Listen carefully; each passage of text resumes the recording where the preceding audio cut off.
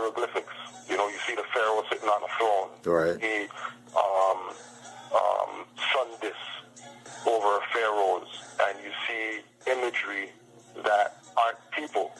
Majority of the imagery in hieroglyphics that weren't people have some type of relation to a mushroom. That's true. That is true. That is so whether true. It's the stalk of the mushroom, whether it's turning the mushroom upside down, pop the head off, and then you have all the lines or whatever like that.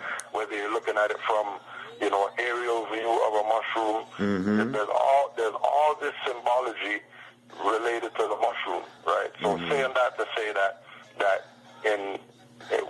relative to hip hop and graffiti, if graffiti was used as a code system or a writing system, right, in order to tell a message, you know, or to, you know, some people use it as, you know, their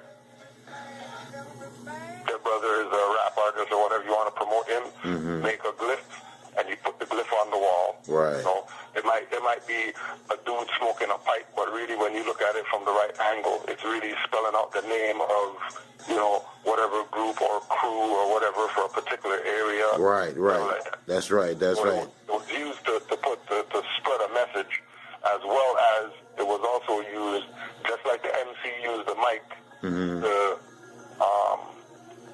to express himself. It was also a mode of expression for people who, you know, weren't, you know, MCs or dancers or DJs. Right, right. You know, so that would good with you know, a spray can like a pencil. Right. So that would bring us basically to communication. Right. Got you. Right. Got you. I got you. Okay, and to the second topic, not to hold you up because I know your time is very precious, my brother. All good. The second question he had me to ask you is Prophet Nobuju Ali and Marcus Garvey's connection. Okay. There's you're gonna do your research on, or you're gonna check out a newspaper. There's a newspaper clipping from a newspaper called the Chicago Defender. You can Google this. Chicago. Right, just for all the so-called Garveyites or whatever who want to talk and play around like they never met each other. Okay.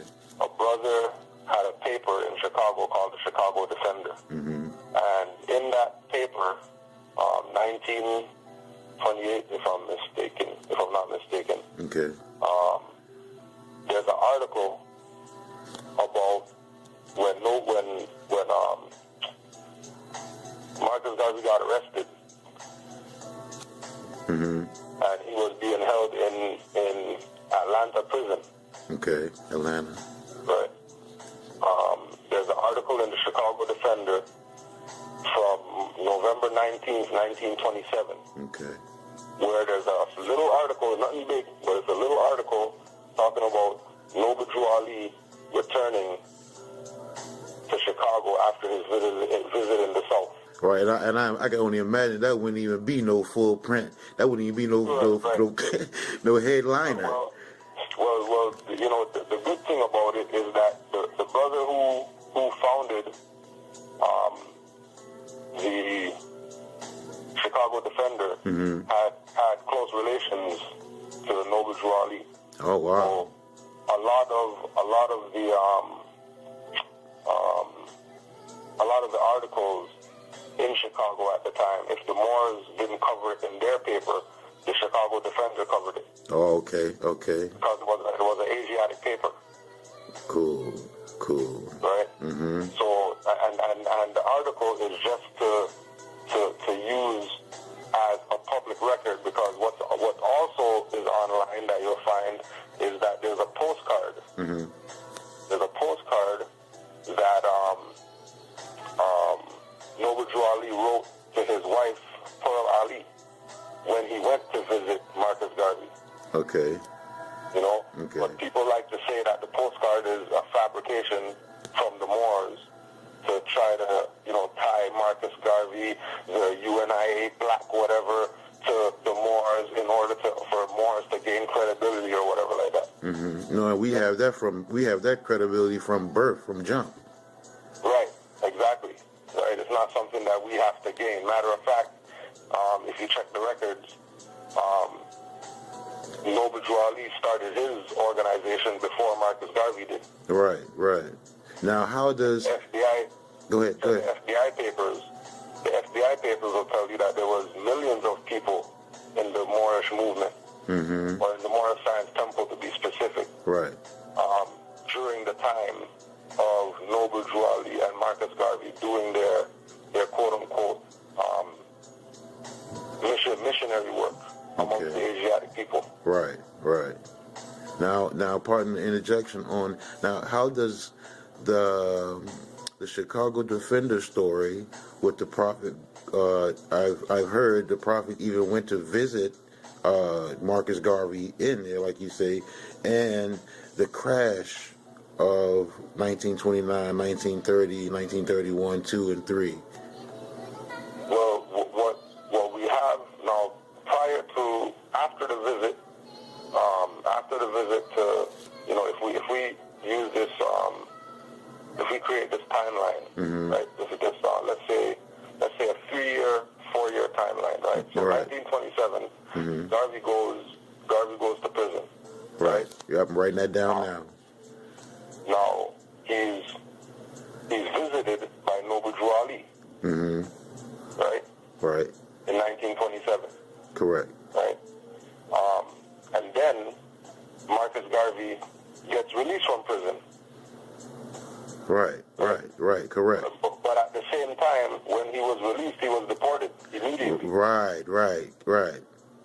Okay. Now, the Garveyites are going to push the whole concept of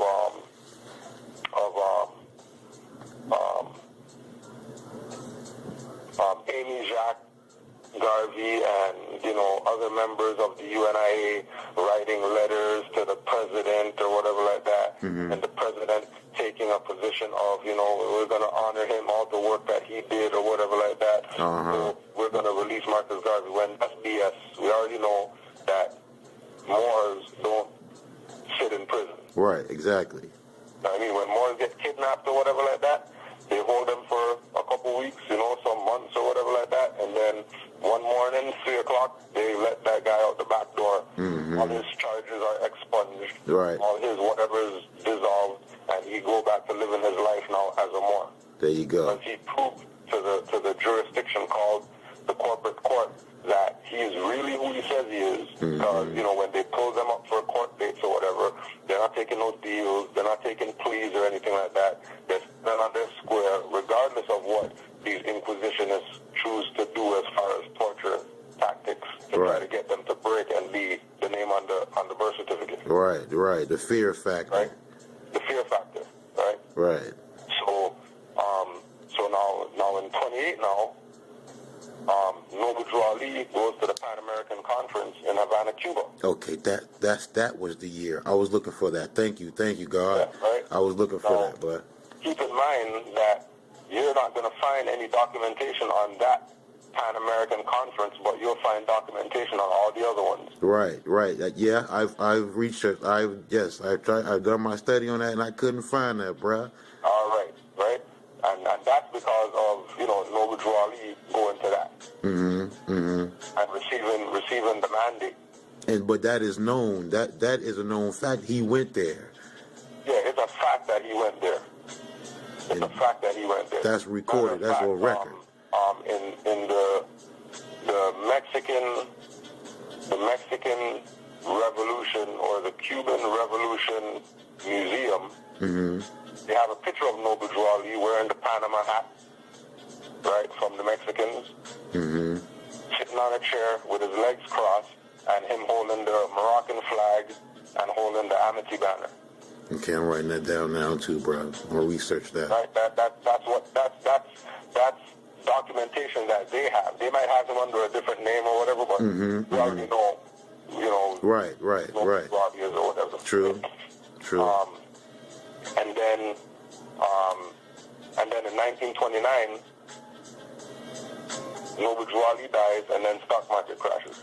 Right. Now, what's this in it? Then they trump up that the stock market crashed in 33. Right, but it actually